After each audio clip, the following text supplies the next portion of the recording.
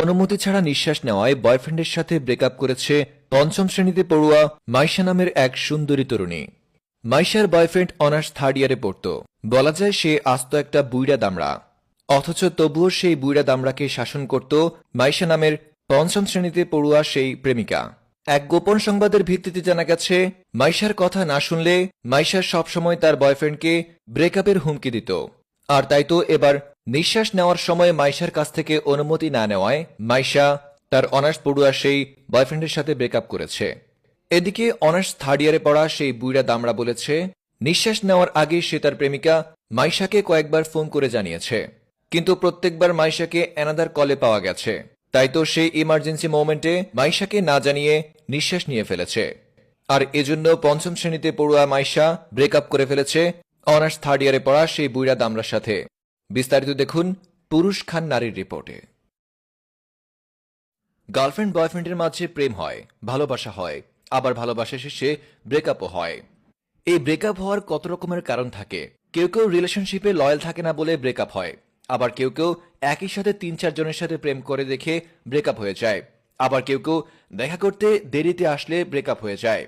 এমন হরেক রকম কারণ থাকে যেগুলো মেজর কারণ। এছাড়াও ছোট ছোট অনেক কারণ থাকে যে কারণে ব্রেকআপ হয়ে থাকে।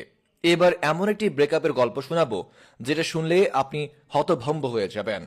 এবার প্রেমিকাকে না জানিয়ে নিঃশ্বাস নেওয়ায় বয়ফ্রেন্ডের সাথে ব্রেকআপ করেছে গার্লফ্রেন্ড। সেই গার্লফ্রেন্ডটি আসলে নিব্বা।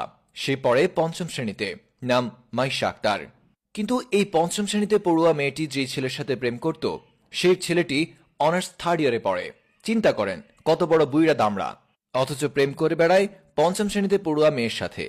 বিশ্বাস করেন রাসেল ভাই, এদের বয়সে যুবক যদি পারফেক্ট সময় বিয়ে করত, তাহলে এদের বাচ্চাও পঞ্চম শ্রেণীতে পড়ত। আর এই যুবকটি যদি ছেলে হতো, তাহলে ওর ছেলে আজ এই মেয়ের সাথে প্রেম করত।